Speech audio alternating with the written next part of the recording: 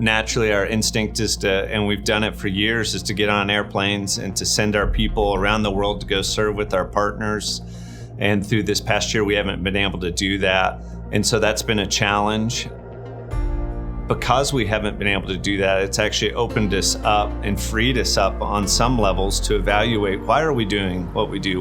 We've been able to take a great deal of resources over this past year and through COVID relief efforts, give to 12 different countries. Our different partners on the ground are able to go and distribute food to those who are in desperate need of food in some places where starvation was occurring. We can't be there, but we're able to empower the church and the local entity to take those necessary resources and the hope of the gospel into those contexts.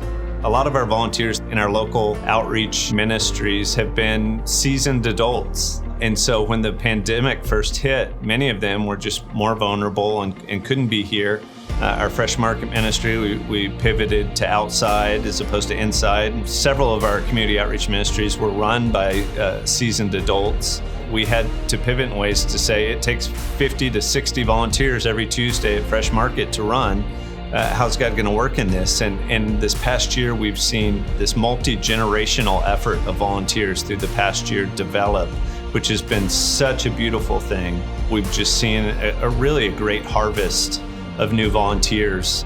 We have, as of today, 949 individuals in our Reach group where we're sending out needs weekly and opportunities for our Reach weekends of service projects. As we haven't been able to do as much globally in terms of putting people on planes, it's allowed us to really focus again on God, where are you calling us to in our community and locally? One of those areas that we've identified and is going to be more of a focus for us in 2021 is reaching into foster care. We're seeing this as something that we've been doing for the past several years and have a great partner in James Storehouse and helping resource foster families in some ways. But we're looking how we can continue to deepen our engagement into that. Not everybody's going to be a foster parent, but you might be a friend, you might be a mentor, you might be someone that could babysit and help bring respite. You might be able to provide diapers or a crib. So there's a ton of different ways. And so I'm excited in 2021 to see how we continue to grow. As this pandemic comes, there's just so much more need.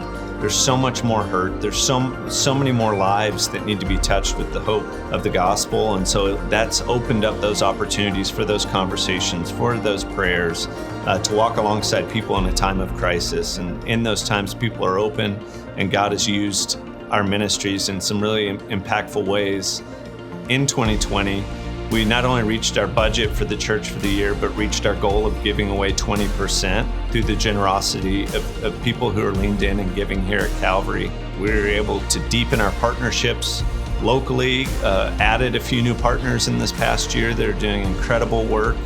I'm excited to see how we'll re-engage globally when it comes to the trips that we're sending around the world and how we can better utilize our people into those contexts. It might be 2022 before we're fully sending trips again, but we're beginning to see a light at the end of the tunnel. And so until then, we haven't lost connection.